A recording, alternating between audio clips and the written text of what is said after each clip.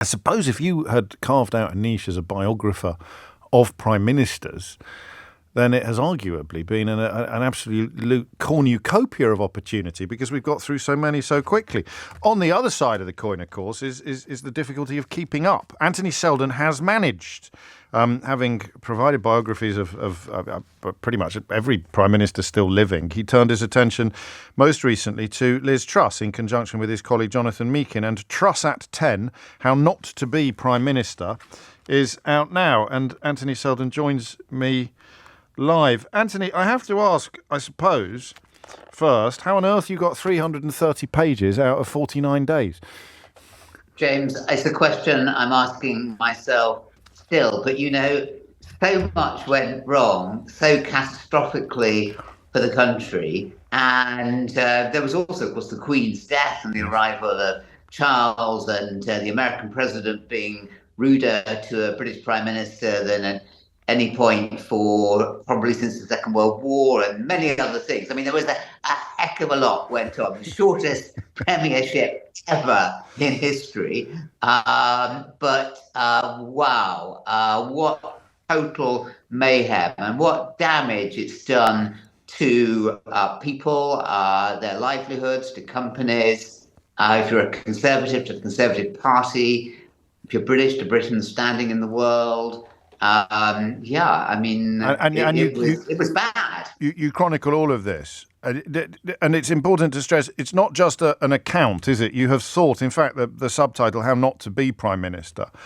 You've sought to you've sought to understand how something so crazy could happen. I have. It matters. Look, leaders matter. You can be leading a football club. You can be leading a radio station. You've got to be good at the job, because people's livelihoods depend on you. You've also got to be a good person.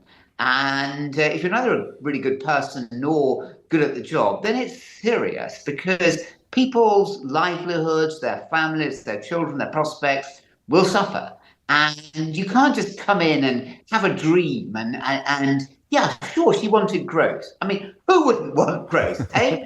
What's the opposite of that? We want stagnation. No, she was right to go for growth, although it was kind of obvious. But she went about it the wrong way, and she still thinks that she was right, and that everybody else, you probably, James, and me, yes, we're all responsible for it. It wasn't her fault. I mean, it's an amazing psychological story with lots of it. People say it reads like a political thriller. I mean, it's a political frightener, I think. Well, at least we know how it ends, I suppose. That it's a comforting companion as you make your way through the pages.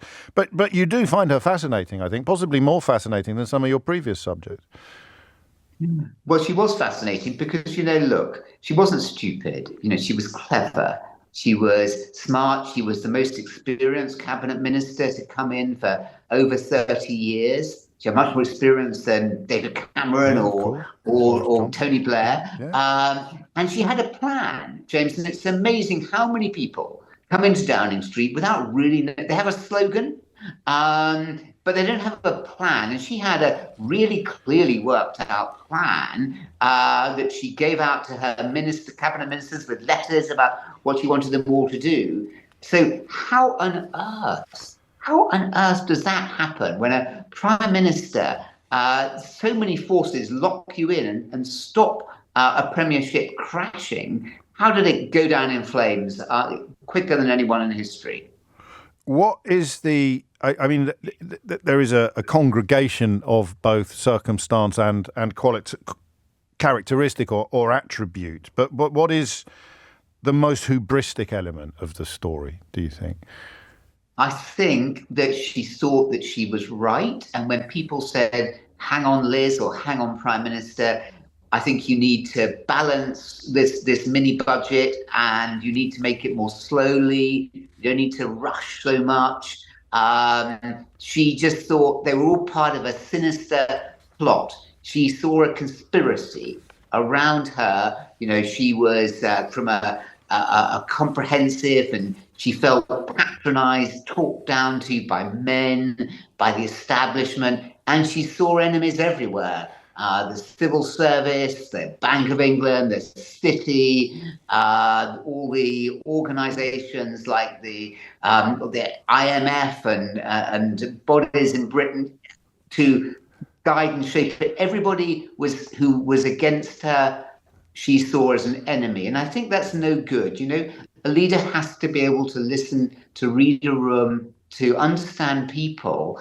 And she couldn't do that. That's the oddest element of her story, though, and indeed of your story here, is that the combination of experience at a very high level, the combination of cabinet experience, having spent time having a proper look under the bonnet of government, and yet to arrive at the pinnacle of government with a curious combination of I think we could probably say delusion, but paranoia. That's the bit I don't quite get. How could she have been paranoid and ended up talking about her project being scuppered by eco-warriors and trans activists in the civil service? Something that is, demonstrably and palpably untrue.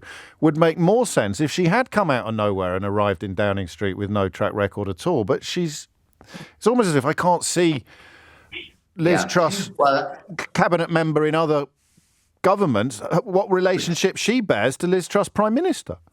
I think that's a great question. I don't think, I think that people would say that there were elements of this suspicion of other people. Look, the civil service are not perfect, but most of them work pretty hard and they're pretty loyal to their ministers. The other organisations of the state aren't perfect. The thing is, she didn't do anything to reform it. She slagged people off, slagged off institutions.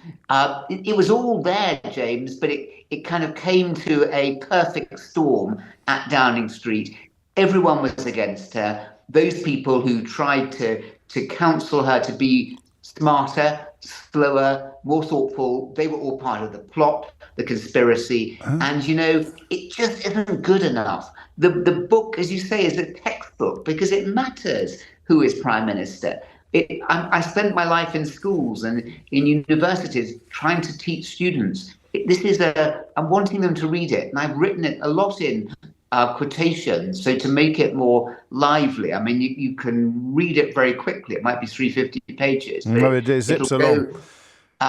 Quickly, and it gives you an insight about what it's really like. And we're still living with the damage that she created. I think she should apologise. Well, don't hold your breath, Anthony. But to that end, did you come away feeling any sympathy for her at all? Yes. I mean, I think that at least she believed in something, and she believed in the right thing, which is growth, and she did care about the left behind areas. I mean, she wanted to make life better for people, but that's not good enough. I mean, look, an England rugby coach can come in and say, I want to have an unbeaten season. It's fine to have the ambition, but the ambition is really nothing. It's the delivery that matters. And the delivery was catastrophic. It was as if she was Göran Eriksson and lost every match, And carried on claiming. That's what she did. Yes, you may like this. And then you blame the players, or you blame the spectators. And the journalists. Or you blame the weather. The journalists and the physiotherapist. And the crowd. Don't forget the crowd. Don't forget the crowd as well. You may like this in conclusion from Jamie. He writes, she sounds like the mother at the passing out parade who said, all of those soldiers are out of step except my Tommy. Anthony Seldon. I can't do better than that. Many thanks indeed. Truss at 10, How Not to Be Prime Minister by Anthony Seldon.